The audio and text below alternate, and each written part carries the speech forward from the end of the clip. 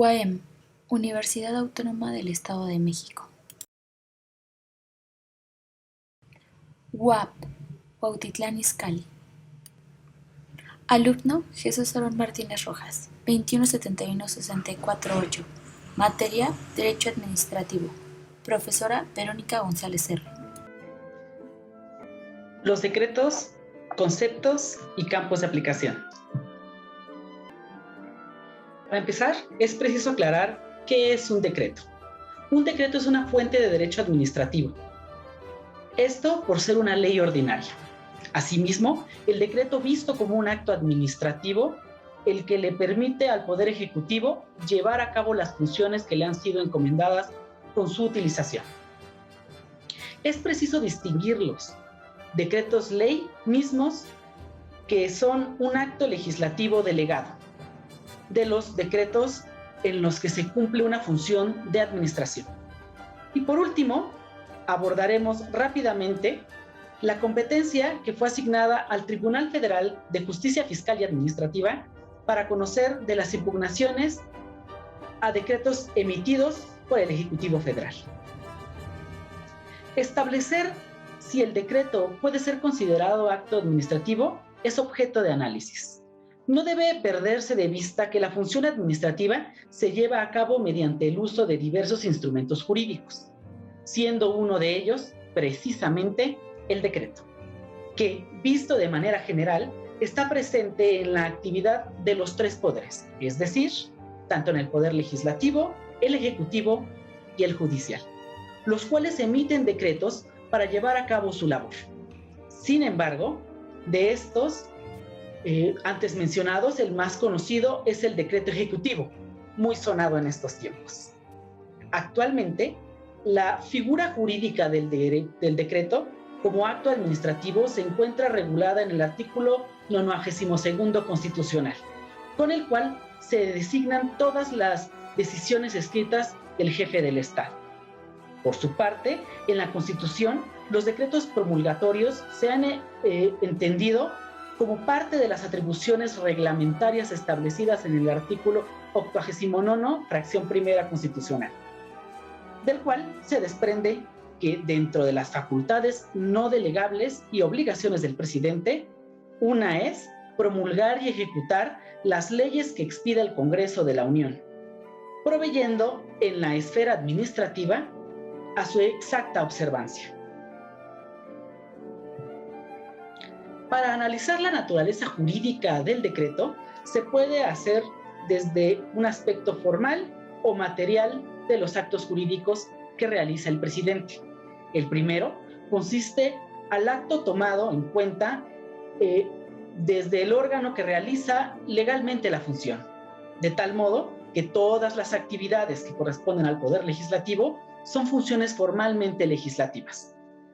En esa idea, el artículo 89 constitucional, al señalar las funciones del Ejecutivo, da cuenta de todas ellas y estas son, por tanto, formalmente administrativas. Por su parte, el criterio material es objetivo y presciende del órgano que realiza la función y considera el acto jurídico en sus elementos naturales o propios. En este criterio, la expedición de decretos legislativos, aunque corresponden a los poderes legislativo y administrativo, son actos de naturaleza legislativa, desde el punto de vista material, y los decretos ejecutivos, como de destino o expropiatorios, son base en este criterio actos de naturaleza administrativa. Tipos de decreto. Resulta complicado determinar los tipos de decreto, pues es una figura que se utiliza de múltiples maneras. Uno de los criterios para su clasificación es entendiendo a quién puede iniciarlos, que puede ser el presidente de la República, por alguna de las cámaras del Honorable Congreso de la Unión o por alguna legislatura estatal. Por otro lado, entendiendo el poder que lo emite. Esto puede ser un decreto legislativo, judicial y decreto administrativo o del Ejecutivo. Y otros decretos como el decreto de destino.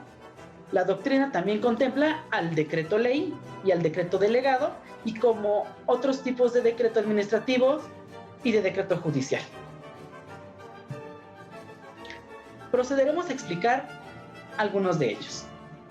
El decreto legislativo es el que en la Constitución establece que toda resolución emitida por contendencia del Honorable Congreso de la Unión tiene el carácter de ley o decreto.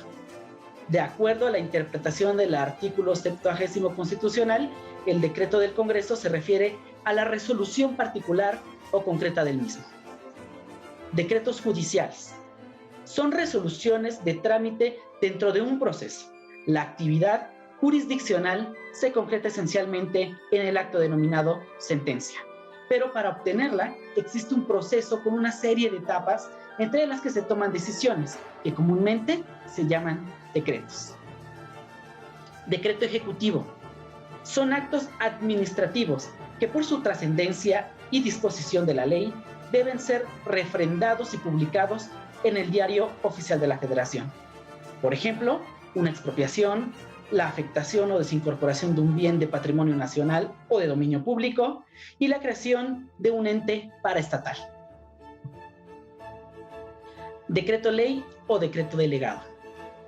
Dentro de las facultades legislativas del presidente se comprenden dos grandes grupos: las de creación de decretos y las de colaboración en el proceso legislativo de decretos. En el primer caso, es en el que el Ejecutivo y el legislador crean normas jurídicas abstractas, generales e impersonales, y en el segundo, tiene intervención en el proceso de su elaboración.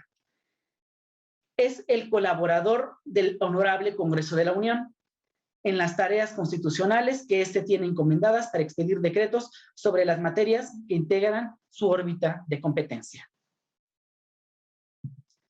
Base constitucional del Tribunal Federal de Justicia Fiscal y Administrativa.